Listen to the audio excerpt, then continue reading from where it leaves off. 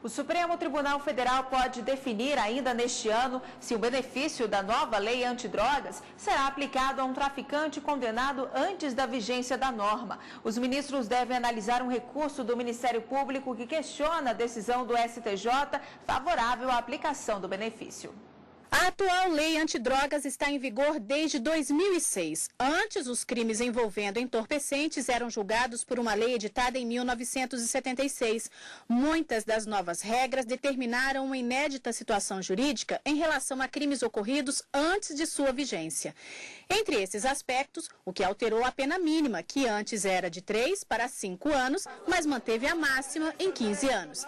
Também possibilitou internação para o usuário, que antes era mantido preso e sem tratamento. Já o traficante eventual, desde que seja réu primário, ganhou a possibilidade de reduzir a pena de 1/6 a 2/3. O artigo 44 desta nova lei também está no centro das discussões. Ele proibiu, por exemplo, a suspensão condicional da pena, que é o chamado sursis, em que o juiz impõe a pena, mas deixa que a pessoa fique com essa pena suspensa por um período de até 2 anos. Ela também proibiu a concessão da liberdade provisória, quer dizer, quem fosse preso em flagrante, em regra, continuaria preso durante todo o processo. Proibiu a aplicação de penas alternativas, ou seja, proibiu a substituição das penas de reclusão por restritivas de direitos e também impôs o regime inicialmente fechado.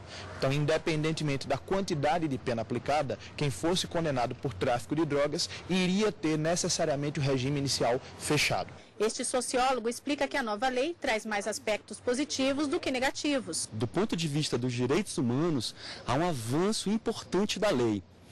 Por quê? Porque ela reconhece que o delito do pequeno traficante é apenas a ponta de uma rede enorme, ou seja, muitas vezes ele é muito mais vítima do que responsável pelo fato. Muito se ouve falar na criação de uma terceira lei de drogas, isso porque durante as discussões notou-se que a defesa buscava nas duas leis apenas aspectos que favoreciam o condenado. Diante dos argumentos, o pedido era aceito, mas para o Supremo, apenas a nova lei é suficiente, desde que esteja cumprindo os requisitos do Código Penal. A lei de drogas aprovada pelo Congresso Nacional não é hoje a mesma lei que é aplicada pelo Judiciário, já que o Judiciário vem afastando diversas proibições que foram colocadas pelo legislador.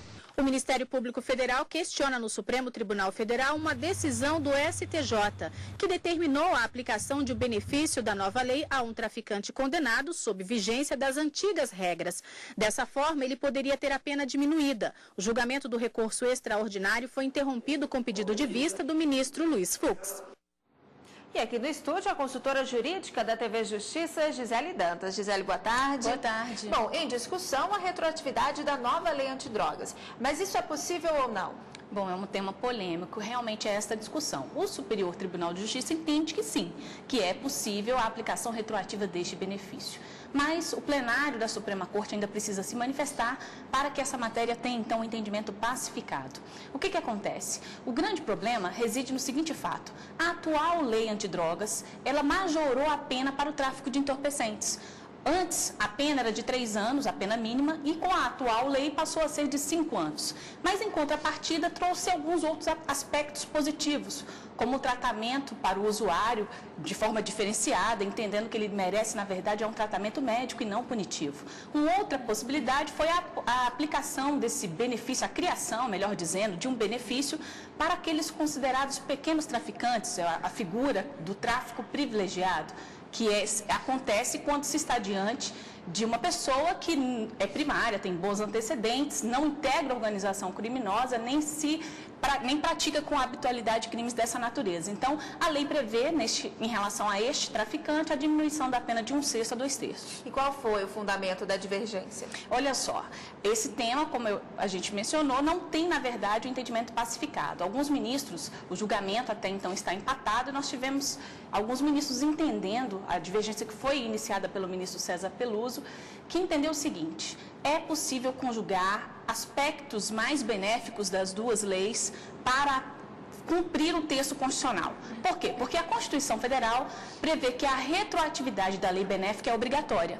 Então, ministro César Peluso, ministro Aires Brito e ministro Dias Toffoli, esses entenderam que é possível, sim, a aplicação retroativa, a conjugação, sem que isso configure a criação de uma terceira lei. Mas há outros 3 ministros que entenderam, o ministro Ricardo Lewandowski, o ministro Joaquim Barbosa e Carmen Lúcia, entenderam que não é possível essa conjugação, porque estaria o Poder Judiciário atuando como verdadeiro legislador. E isso ofenderia o princípio da legalidade e da separação dos poderes. Agora, Gisele, a decisão sobre essa questão pode acabar mudando a situação de muita gente, né? Pode, sem dúvida. É um tema polêmico e essa polêmica se iniciou, inclusive, nas turmas do Supremo Tribunal Federal. A primeira turma, ela entende que não é possível a retroatividade deste benefício, enquanto a segunda turma tem entendido que é possível. Por isso, a necessidade da manifestação do plenário da Suprema Corte. Bom, o tema teve a repercussão geral reconhecida, o que significa dizer que essa decisão irá vincular todo o órgão, o Poder Judiciário, a respeito do tema. E poderá, sem dúvida, afetar a situação de muita gente na medida em que, se você tiver, por exemplo, uma pena de 3 anos, de acordo com a legislação anterior, uma pena mínima, e uma redução máxima, poderá, no crime de tráfico, ser apenado com até 1 ano.